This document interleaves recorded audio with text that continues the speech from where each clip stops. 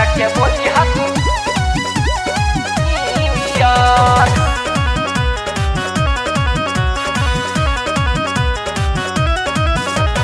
Action talk and no one bag out. Gotta run the east, west, the north and south. Make them know say that them can't get me out. Anything that them hear, I will talk out.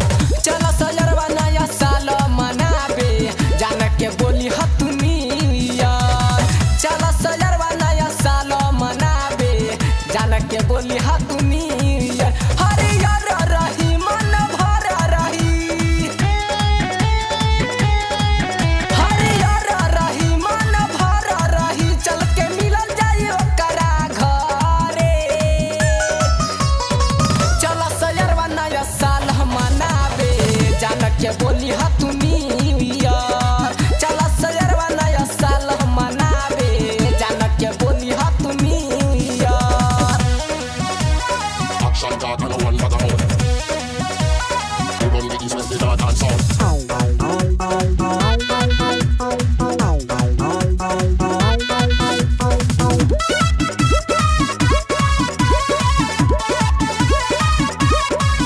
आज मिलबा त हरदम मिलत रही, गेंदा के फूला नियन खिलत रही।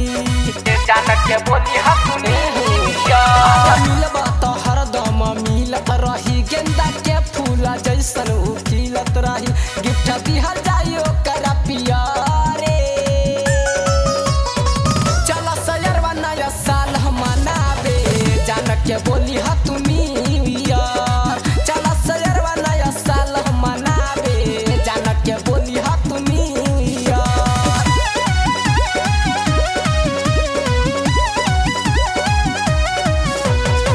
Music by Roshan Kumar.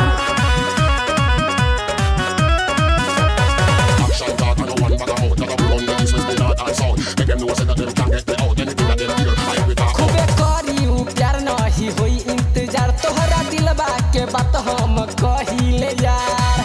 जानक के बोली हक खूबे करी प्यार नहीं होई इंतजार, तोहरा दिलबा के बतिया हम कहिले यार। राम ध्यान राव सन मन भरे। चला सयरवा नया साल मनाबे लवर के बोली हक यार। चला सयरवा नया साल मनाबे जानक के बोली हक यार। हरियर रही मन भर रही, चल के मिलल जाई ओकरा घरे। चला सयरवा नया साल मनाबे जानक के बोली हक यार। चला सयरवा नया साल मनाबे जानक के बोली हक यार। बाघ आर्ट रिकॉर्डिंग स्टूडियो राजापुर सोनी बाजार सीतामढ़ी बिहार।